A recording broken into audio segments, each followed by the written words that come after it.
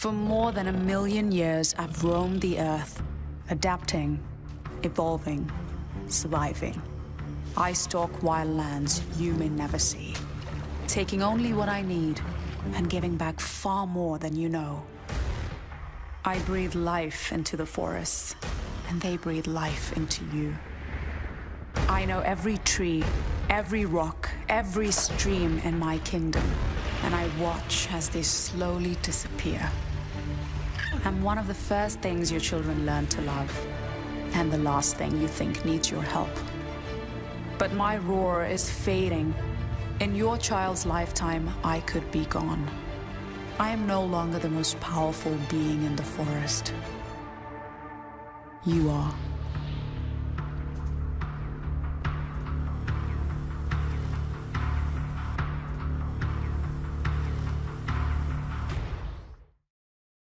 Everybody. Guys, one more time, make some noise for Dave right here. Let's do it. Thank you. Ah, nice. Nice. I get a clap every morning. Yeah, I know. It's really nice, right? Yeah. It's the best way to start the day. Yeah, right. Welcome, Dave. Thanks so much for joining us and being here. Thanks for having me. I want to talk to you a lot. We're going to get into Project Cat. We're going to talk about Tiger Day. I wanted to start, though, just how are you doing, man? I feel pretty good.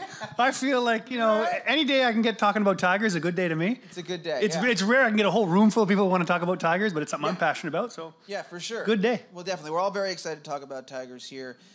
You know, and that's the thing. You know, we usually see you on like a Conan or Jimmy Kimmel or something like that, and you bring some animals with you. But I would have to imagine today there's no animals with you. We're going to be talking about them. Far less work on my side. Yeah, exactly. I feel like I've shortchanged you a little bit. I should have brought and surprise right behind you. No, I Yes. thought for sure. Sometimes when the message is strong enough and the message is important enough. You know, not that the animals are a distraction, but sometimes it's a different message. No, undoubtedly. And this is a really important message. And as I said, we're definitely 100%. We got plenty of time. We're going to get to it. Yeah. But I wanted to ask you first, you've been doing this for a while. And, you know, we've had a bunch, I wouldn't say a bunch, but a couple of animal experts on the show before. And a lot of the times, their father was in the game or they came from the family or something like that. I was doing my research. You got to love the internet. Good. And your mother was a competitive figure skater coach. Yep. And your father was an engineer. Chemical engineer. Chemical engineer. How did you end up working with animals, dude? Where did it come from? I keep telling people it's a matter of brevity. All of the above. And stupidity. And the only reason I pronounce it in that way because I think it rhymes with stupidity well.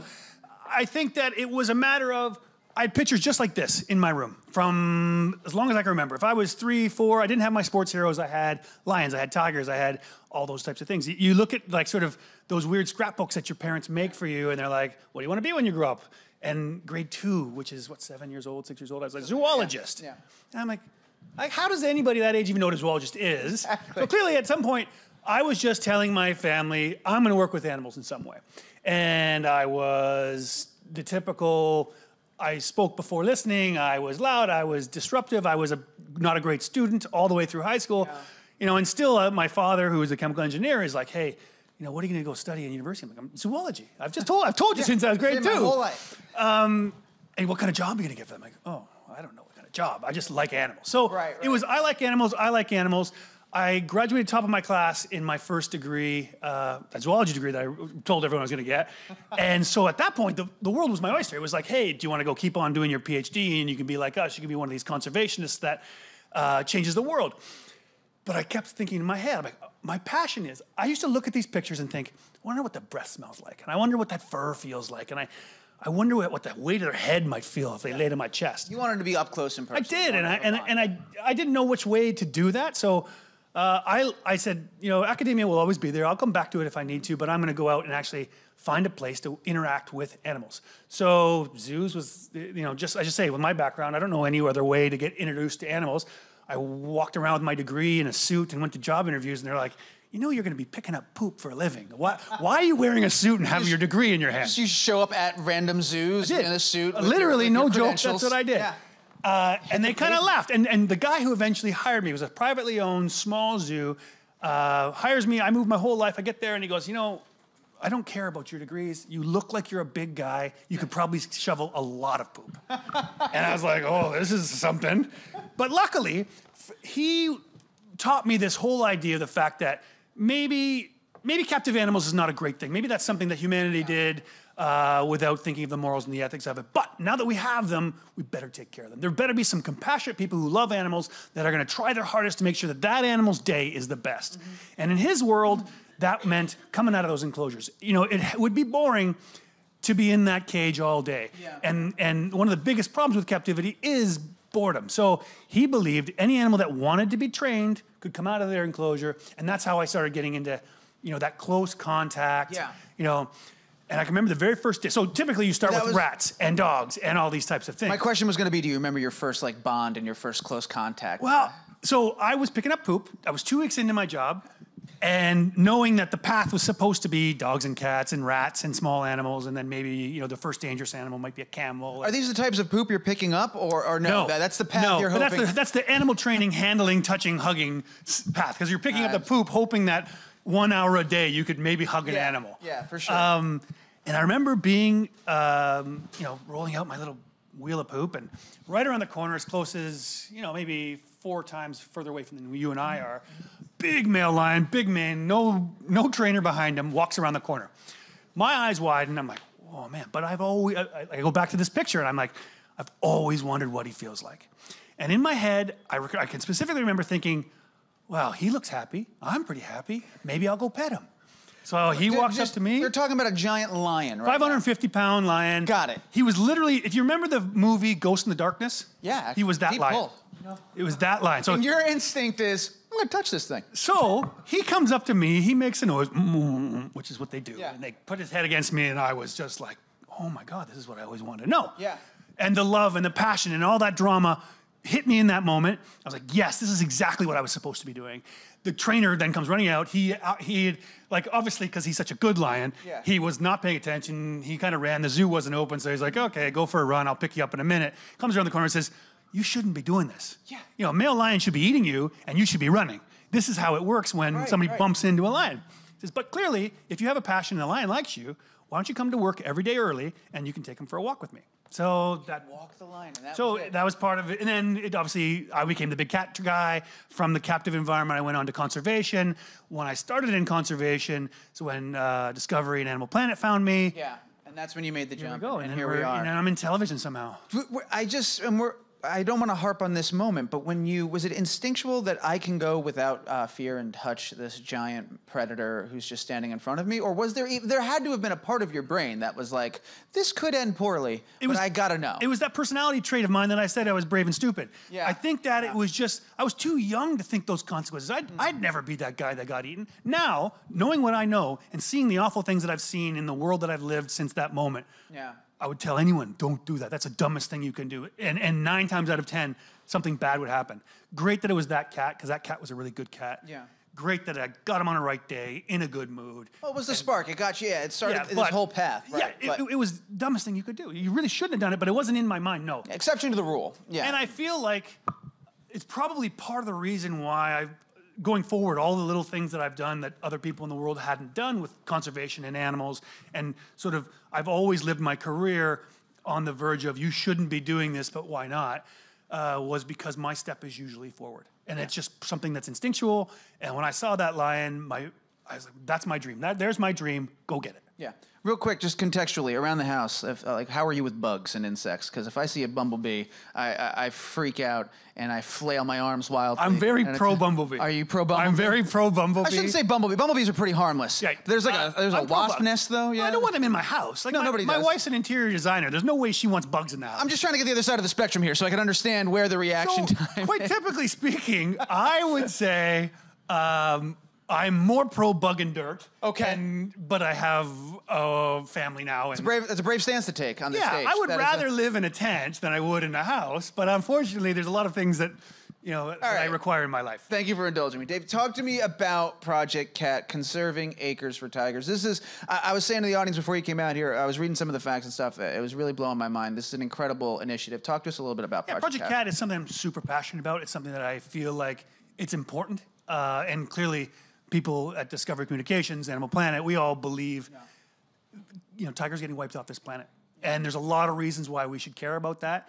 And, if not us, then who? Right. So corporately, we've decided to take a stance. We're going to partner with WWF, the World Wildlife Fund, and we are going to identify land that is high priority land in tiger conservation, and that's what WWF has done. So WWF started a program called T by 2, which is by 2022 they want to double tiger populations. Crazy, yeah. So they need corporate help, and we believe that we're the corporation to do it. And I feel like I could be a strong voice in that. Tigers is actually how I started my career. I actually, Discovery Channel and Animal Planet came and found me when I was doing conservation work with tigers, and it's important.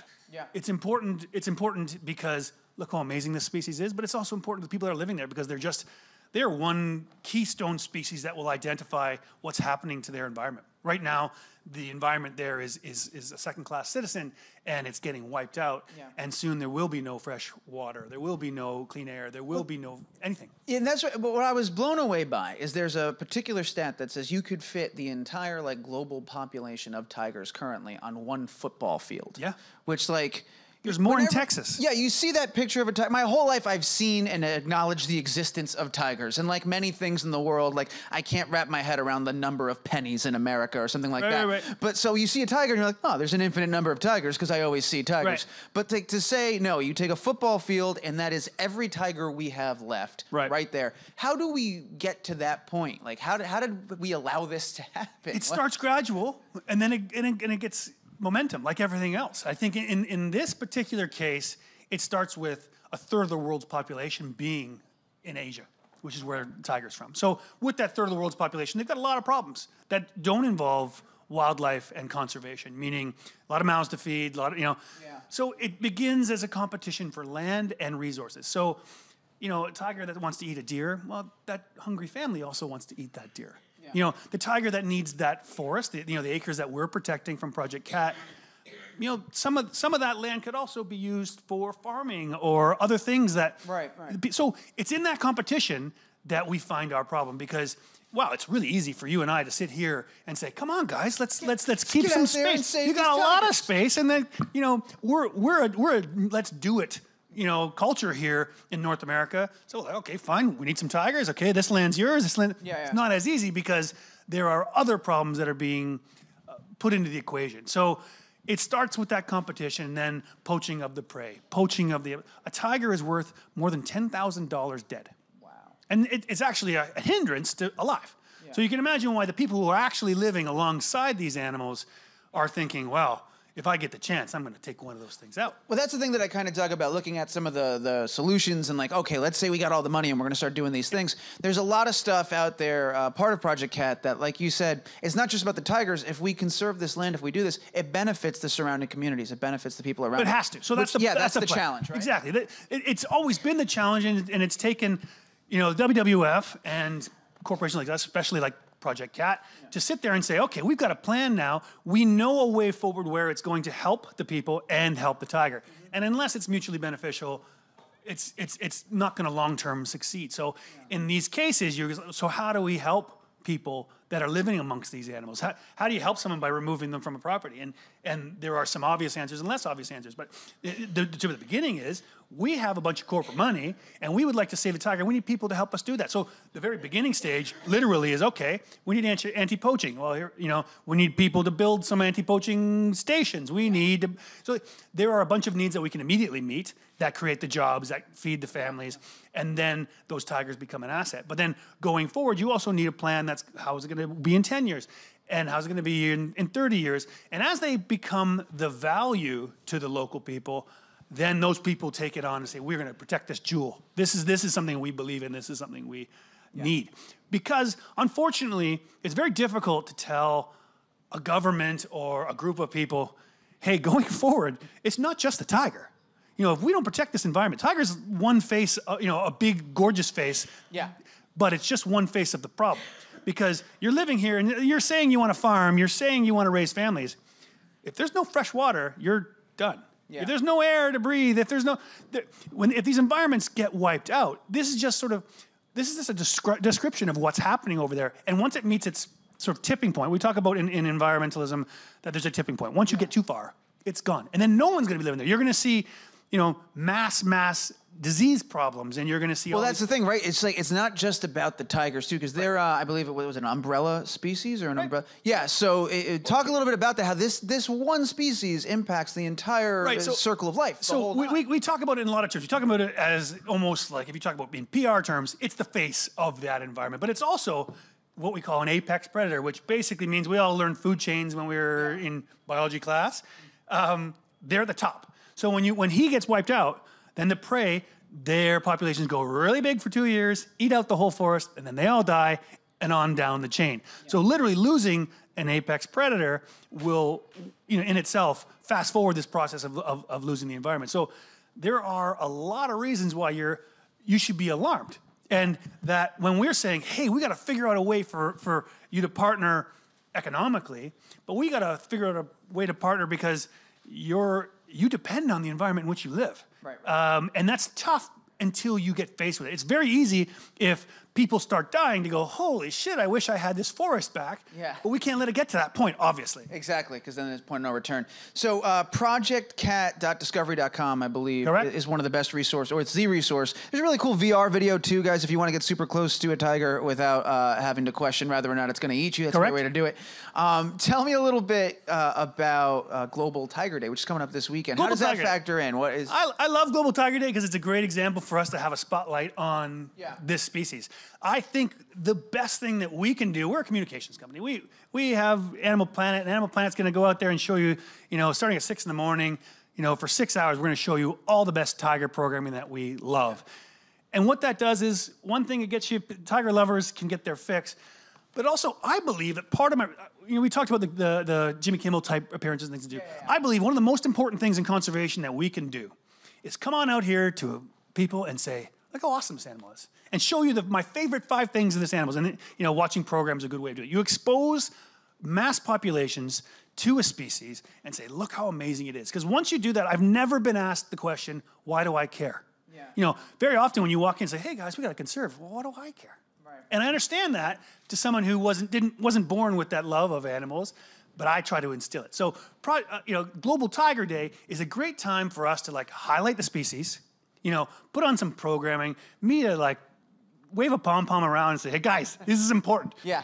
Doom and gloom is one thing, obviously setting up stakes saying, hey, this is important for these reasons because, the environment's getting wiped out is one thing. But the other thing, I think that the key to it is just getting that tiger to implant in their heart and just say, man, that's an awesome animal. Well, I got to imagine that's also probably more challenging now, what with the current news cycle and everything. There's so many different stories and things going on. It's got to be harder to cut through all of that and say, look, I know there's a million causes. We're all fighting every day for our own survival right now, but we cannot forget that we share this planet with these guys. Do you find it's more challenging to find that space in the conversation to share this passion and get this message out there? I think that it's interesting because, someone in my position, it feels like politically we've maybe taken a step where we're trying to debate whether there is global warming, there isn't global warming. I feel like that's something we dealt with 10 or 15 years ago. And the fact that I'm having that discussion is sort of like, well, what's 4 plus 4? Well, it's always been 8, guys. Always. So I guess there's a factor there where because I'm in the media saying, holy shit, this is really important, the tiger's gonna get wiped out, I think that there might be a group of people that say, I don't trust the media. So you're on TV, you're on camera, therefore I don't trust anything you say. And I think that in itself is something that might be new to my position, saying, guys, I don't have a stake in politics. I don't have a stake in any of this stuff. Just trying to help these tigers. I love animals, man. Can't you love animals with me? Yeah, exactly. So it's always changing. And I also think the other thing is, I can remember a while ago when, you're watching the news and the news is saying, this is never going to happen. People aren't going to start talking about global warming again. People aren't, and yet here we are. So I guess it opens up my eyes saying, when I think I'm talking to a group of people that have the same, sort of thought process that I do, then it's very easy for me to teach them why it's important, why this animal's important, why this animal's awesome. But when you start to realize that there's a lot of people who think in a lot of different ways to me. So when I say, hey, this is beautiful, it's amazing, and then someone starts talking about trophy hunting, and I'm like, you're going to kill the species because of the same reasons that I think you should conserve it. Yeah. I have a hard time with that, and I think lately those types of things have been front and center. For sure. We have to turn it over to audience Q&A in a second. We're going to do that. But I do want to remind everybody, projectcat.discovery.com is the primary place to get all the information. You could adopt, by the way, a tiger, right? You could. You can. You get a little plush one. You can text Tiger to 707070. That's the other one. So that's, if you want to, get involved right away, that's the part of the project text that we're getting involved. 707070. Exactly. Yeah. So that's how you can get involved right away. But you hit the nail on the head in the fact that I love people. Go to the website. Yeah. See what attracts you. There's. I always say with conservation, every walk of life is accommodated for. You're going to find something you're like, I'm passionate about that. Yeah. Then get involved. For sure. And so, like I said, we're going to turn it over, but I would be remiss not to bring up, you watching Shark Week? You big, obviously. Am I watching Shark Week? Are you crazy? You got to weigh in. I love sharks. What'd you think of the whole Phelps race? Where do you fall on this one? I'm pro shark. Yeah. Of course Phelps lost. Yeah. Are you crazy? First of all, he needed a propeller if he was going to keep up with a shark. The chips were stacked against him from the beginning, right? Yes, but the other thing I thought about that, anybody who wants to get in the water there. So back before people were swimming with great whites, somebody said to me, I wonder if you could do with great whites what you've done with lions. So I was one of the first person, if not the only person, to get accepted into a wild pride of lions. I said, lions don't want to hurt you. I'm going to go out in the wild and treat them to trust me. So I got accepted into pride. I could move with them, hunt with them, steal their food, whatever. And they said, well, wonder if you could do that with sharks. And I hadn't even scuba dived before. Yeah. It's like, so I was like, that sounds terrifying. No. So part of me with Phelps doing it, it's one thing for me to say, I trust animals, so why don't I put myself in this position? But I can tell you, that moment where he's on the boat and he's about to dive into, sharky waters, great white sharky waters. Yeah. He's a brave guy, because it's not his nature to say, I'm curious, I want to see. Well, I think the thing a lot of people forget, too, is that there was an assumption that he would literally be, in a pool with a shark next to him. For some reason, that's what people were kind of expecting. Right. But even if the shark wasn't physically there, he's in sharky waters. He's okay, it wasn't there for the race, but it was there. It was there. You're in shark waters. Let me tell you about the population of shark in that area they're swimming. Exactly, yeah. They're everywhere. Yeah. If you were to have a helicopter above looking down, there's a great chance at some point during filming, Michael Phelps was swimming over top of a very big shark. Yeah, exactly. And there is nothing we, as animal experts, as people that would be in charge of his safety. Yeah, you would never. You would have to say to some degree, hey, you got to take in, this is your decision because there are sharks here. And if you're swimming across the top of the water, we've all shown you, Discovery Shark Week has shown you how great they are at coming at things at the water. So I think, first of all, he was brave. And second of all, it goes right back to that thing is I think exposure to animals makes us realize how awesome they are. Who cares really who wins or loses in this? Right. Because you get exposed to sharks, and the fact that we're talking about it means, oh, wow, sharks are kind of cool. That's the whole point. It gives them a better personality than I think sometimes we used to have sharks as teeth and, oh, my God, we're so scared. And that's fun for some people. The people that like to be scared a little bit, great. Then have that part of great white shark. Because they have do. Jaws. Yeah, and they are big. They do have big teeth, yes. They're also fun and they're amazing and they're cool. I think this discussion, I think that's what we do well at Shark Week. Yeah, for sure. Well, it's that time. We're going to turn it on over. We've got some microphones out in the room. We're going to take some questions from the audience. First one appears to be right over here. Hi. So with so many different environmentalists in the world who has the same view as you, preserving the animals, including these tigers, what is the best way to encourage younger people who aren't environmentalists just yet to go out and make a statement? That's a great question. I try to do that a lot. Obviously, I'm lucky in that I have a big voice with Animal Planet. I get to go out on Animal Planet and I get to show everybody how awesome animals are. And I've said before that I believe that you're either a conservationist or you're not by the time you're 12. So there's no point in me talking to a 45-year-old. If you like to, destroy the earth and shoot animals and do all things that I don't believe in, at 45, I'm likely not going to change your mind. But young people, I feel like the best way to impact them is just to show them how cool it is. I feel like you have to let their own brain get inquisitive. That's how I did it. I saw something, I'm like, well, that's an amazing animal. And then I started to do book reports and speeches and all those types of things that young people have to do in school. And I think that fed my passion a little bit.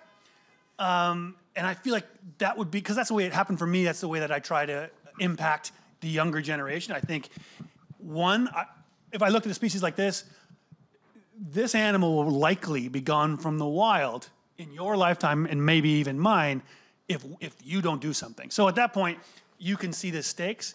We're trying to do something. Project Cat's trying to do something. But I think it's a matter of showing you that it's great, bringing the animals on the talk shows, on the TV, and then once you know it's great, setting up the stakes as to why it should care to you. If you ever want to go out and see one of these in the wild, and maybe your kids do, you got to stand up and do something now because problems are coming otherwise. Well, that's one of the things that's really interesting. Like when I was a kid, we had zoo books, which you'd get in the mail and stuff like that. But there wasn't this like sense of urgency. Like it was all, we have to conserve. We have to take care of our planet because one day, but now it's like, we have to conserve because in like, I don't know, like 15 to 20 years, we're going to be out of tigers. Like it was interesting there's a different level of stakes now that we didn't have back then. But it's also, he asked an interesting part of his question was, what's the best way? The best way we have learned is not to tell you the doom and gloom. Not to the sky is falling, the sky is falling, the sky is falling. Certainly people need to know the sky is falling, but the way to make people passionate is to show you the awesome. Let me show you the things that I think are amazing about this animal, and then say, if you love it, you got to do something. This is why you're on that side of the room, and I'm on this side. All right, right all there. right. That's why. That's perfect. We got another question for you right here. Hi. Hi. Thanks for being here. So you've worked with all types of different animals and been on a bunch of different platforms. I was wondering, like, what your most interesting story is that you've had an experience with an animal. I'm sure there's a ton. That's a good one. I have a lot of it. I mean, it always depends. I feel like when I go to some rooms, they're like, have you ever been attacked? And then it's just me showing you all my scars. Yes, I've been attacked. I've been bit by everything. Some attacks are worse than others. That story that I told about the lion who I met, I find that most interesting because that was like, the word passion is something that at your age, probably you're trying to search for it or you've got an inkling of what it might be. And then once it sort of hits you in the chest, you then know what it is. And that was my moment for that. That same lion, I always say, sort of taught me all the lessons that I need because he taught me the passion in that moment. And then 2 or 3 years later, I trusted him. I used to sleep on his bum. We'd go for walks every morning. I had 16 hours a day. Making him happy was my only job. And we were doing a show, and we were doing it in front of a live studio audience, like a 6,000 person auditorium, and I was teaching kids about how awesome animals were. He got a little possessive of a piece of carpet, which was a prop from a different show. And I was like, I've seen him get possessive. Lions get possessive. It's part of it. It's like when they sit over a carcass. And he's like, okay, I got it. I got lots of growls, guys. I got every animal noise, imagine. And I'm like, okay, I'll show you guys how to deal with it. And I'm dealing with it. I'm saying, okay, it's a bit of a dance. You get him off the thing he's possessive of. I give him a lot of treats, and he thinks the treats are better than the thing that he was eating. 1 step, 2 step, 3 step. Eventually, he charges me a couple of times, and the 4th time he charged me, breaks my ribs. He comes up, both paws. He's declawed, luckily, and cracks my rib cage. And you could see when he went back to his carpet, he was like, ooh, I know I got you there. And it was the first time in a couple of years that he knew. And it's a male lion. Male lions, their genetics say, if you can take over, take over. And even though I don't believe in the physical side of what we call dominance, in his world, I was dominant. I was the guy that brought him food. I was the one that took him for walks. I was the one that did everything for him, so I'm the boss. And now he's like, I'm the boss. So I said, okay, let's do another charge. So I tap him on the bum like you do, and then I'm like, good boy, have your treat. Oh, no. And he came at all teeth straight from my throat. I blocked the bite with my forearm. He tore out all the muscles on my forearm. And then I had to basically, now I'm sitting there with the torn out forearm, 6,000 people watching, and I've got a really angry lion that I have to deal with. Although I didn't want to get into this whole but that was the first real, oh my God, I'm going to die. The thing that I love the very, very most is going to kill me. Excuse me. It was a very big moment in that way. And I feel like it was him sort of walking me through the end of my training. So from there on in, and I've been in way more dangerous situations than that over the last 20 years, I always remember this animal's not as friendly as my buddy Bongo was. My buddy Bongo, who gave me that first hug that got me that passion. And oddly, Bongo passed of cancer not long afterwards. And I sort of felt like he had a very long, happy life. He lived longer than he ever would have in the wild. But it was his last message to me, like, hey, if you're going to go chase your passion, you need to know that we'll kill you. We're wild animals, and if we have a bad day, something bad's going to happen. So I would say that whole story, that whole arc from love to the last warning that I got before I went off and did a bunch of other dangerous things, I like that story the best because I really feel like it identifies why I go forward doing what I'm doing. That is remarkable. Just real quick, what's that moment you've healed up, you're okay now, you get back in with another animal? I woke Is there up. fear in your head? Is there a doubt? Is there? I had surgery, obviously, to replace the arm. I woke up the next morning, and I was supposed to be in the hospital for 2 more weeks. Very dramatically, I said, also I was 20 or 21, I think. You bounced back. And I had like tubes and everything. I'm like, I need to go see my lion. Yeah. And the doctor's like, well, okay, in a couple of weeks, maybe you can go see your lion. I'm like, oh no, I'm going to see my lion right now. Yeah. And tubes out, and like they're trying to stop me, and they're like, you have to sign this with your own release. So I went the very next day, and I went and got my boss, who also handled this lion, and I remember thinking to myself, this is either gonna be the rest of my life, chasing my passion and loving these relationships I have, or if I ever feel this fear of, oh my God, I'm gonna die again, I'm done. I have to go home. I'm done right here. So I just said, I'm gonna take his brush. Bungo loved his hair being brushed. And I walked up to his enclosure, and he looked at me, and he's like, hey, something bad happened last night, huh? Hey buddy, that wasn't me. I was like, oh yeah, something bad happened. I went in, and I thought, well, it's either fear or not. And my first, once again, it's that step forward. Yeah. He came up to give me a hug. I started brushing his hair. He rubbed against my face. We lied on the bed, and I brushed. And I was like, I can get through the fear. So at that point, after that first interaction, this is only 12 hours later, I had that question answered. Passion. Chase the passion. This is a bump in the road. It's incredible. We have time for 2 more questions. Next one's going to be from right over yonder. Hi, how are you? Good. How are you? I'm good. My question is, because you've been talking about this passion you have for animals, what piece of advice would you give to people who also want to go into zoology, who do want to volunteer, who do want to work with the World Wildlife Fund? I would say you have to be brave. I think that even me knowing the business, if you were telling me that's something you wanted to do with your life, I'd say, if I was your father, I would be like, hey, that's not the most secure job you're ever going to have. There's not an obvious career path for you to follow. And the ones that are obvious don't pay that well. Because there's lots of people who love animals. So when there's lots of people who want to do your job, they get paid less. So it is a very difficult decision to make at a young age when someone says, well, you either got to choose passion or comfort. You want to have 2-car garage and a nice big house, don't chase animals, which I'm not trying to discourage you. You have to be brave. You have to say, I believe in myself, and I will chase whatever opportunity. That old stereotype that people say, if you are happy every day you go to work, you never worked a day in your life.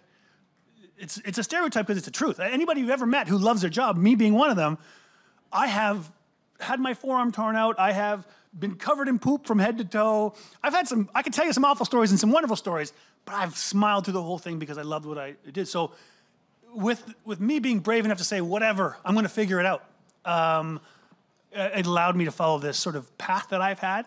And I think now more than ever, the job market is way worse for you guys than it is for me. I guess I always could say, well, I'll just go get some job in computers 20 years ago. Whereas I think jobs are already tough. So you got to be even braver than I was and just say, well, I'm going to figure it out. I trust in myself, and I think that passion's more important than, maybe a few extra decimal points. Well, in trusting yourself is I think the key there. It's not just bravery, but it's a belief in what you love to do and a belief in oneself. It's really kind of inspirational. I think we have time for one more. I just saw a hand signal. One more question, and it's going to. Oh, here we are. Hello. Hi. Hi, Dave. So I'm curious because with much more exposure with these amazing animals, we're seeing a spike in people trying to keep them as pets. So I'm curious, what would you say to someone who's like trying to keep like a big cat as a pet when they're really not supposed to be there? It's a really, really, really bad idea. Yeah. You're right. I think that I also have some influence in that because I feel like part of my job is the responsibility. If I bring a tiger onto a set like this and I show you hugging and kissing and snuggling with this tiger, I have to remind people, these things will kill you. Right. The tiger doesn't like it, and you as a human being won't like it. Having a tiger in your house, I've had to live with tigers and lions and things in my house. It's terrible. So then you shouldn't do it is one thing. Morally and ethically, you shouldn't do it because they don't belong there. They're not going to be happy in your house. They need space. They want activity. They want to run. And the more that we buy animals to have in our backyard because we have the money to do so, the more there'll be people breeding these animals. And then this problem that we have with as I said, there's more tigers in captivity than in the wild. There's over 10,000 tigers in Texas, one state, than less than 4,000 in the wild. And I think that even though I come with both a wild and a captive background, I'd like them to be wild. I mean, I'm glad that we're taking care of the ones we can. So exotic pets in general, always my message is they're terrible. They're not good pets. They don't belong there. But you won't like it. Trust me from someone who's done it. You know, even if you don't believe my morals, my ethics, or my thoughts, trust me when I say you will not like it. Well, Dave, that's all the time we have. I got to let you get out of here. Before we go, again, projectcat.discovery.com or text TIGER to 707070 to help out and get involved. And then this Sunday is Global Tiger. It's the 29th. Oh, 29th. Saturday. I wrote it down. 29th from 6 in the morning till noon. This on weekend. Animal Planet. Yeah, this weekend, 29th, exactly. Animal Planet, celebrate Global Tiger Day. Guys, I can't thank you so much. I learned so much just from sitting here and talking to you right now. Thank you, everybody. Round of applause for Dave Salmoni, everybody. Thank you, everybody.